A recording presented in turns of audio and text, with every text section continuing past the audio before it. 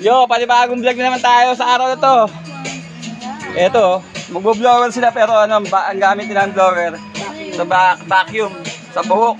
Kasi may niriban eh. Wala silang blower kaya baka naman mga sponsor dyan, magbigay kayo ng blower.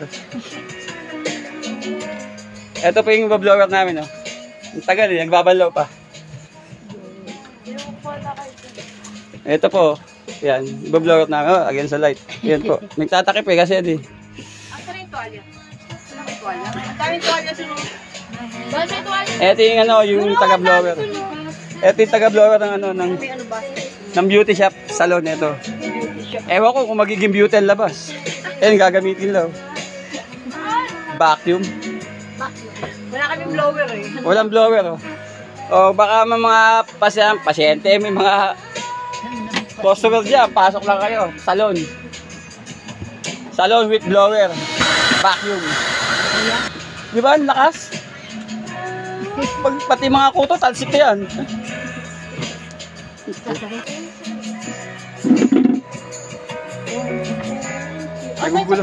Ito yung salon na kulang sa suklay, kulang sa vacuum, kulang yung blower. Ang daming kulang yung salon na to. Baka naman mga sponsor dyan sa mga salon, baka pwede kayong mag-donate dyan. Ayan po, yung umpisa natin ang ano, pagbabacuum na ano. Para mabilis tumayo.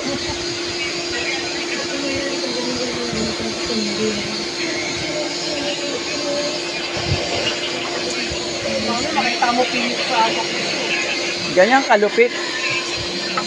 Ano lang kami, DIY. Oh, DIY lang kasi yung labanan ng salon dito.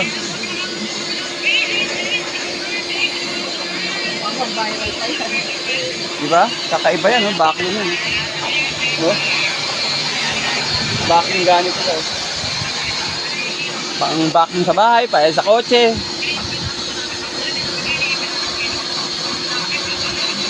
Matagal yung ginagawa mo, madam? First time? Wala kaming blower. Ganun ba? Swerte naman ang kliyente mo. Nakaranas ng vacuum. Mga ilang minuto lang ito, yun yan, no? Kakaiba. Mainit din ba? Oh, blower din, no? Yun nga lang, hose yung dating, no? Malakas, tuyo agad. Maganda yung pinapatayo yung kliyente mo. Para lahat, tuyo agad.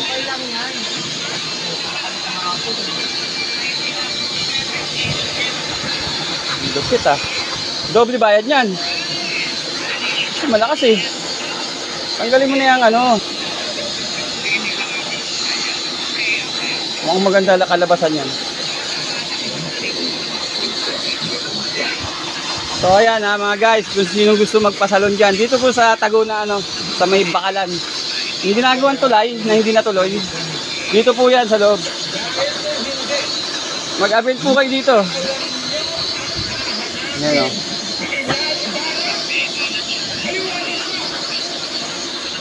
Lakas ng hangin ah. Matutuyo agad dyan. Ayan mo naman no. Ang kita o. Ito.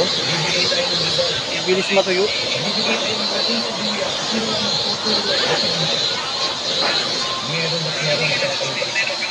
Talagang malinis siya. Kahit tatalis na sobrang lakas oh. Oh.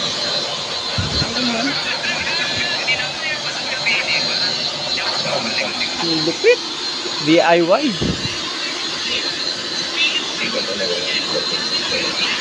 So, ilang minuto na lumipas. Ito, susuklay na. Susuklay na yan. Susuklay na. Medyo tuyo na kasi. Ayan, mahaba rin ang buhok ko. Ayan ang ano yan. Mahaba rin ang buhok. Iniisip. Tsaka sa tingin ko, bata kanina.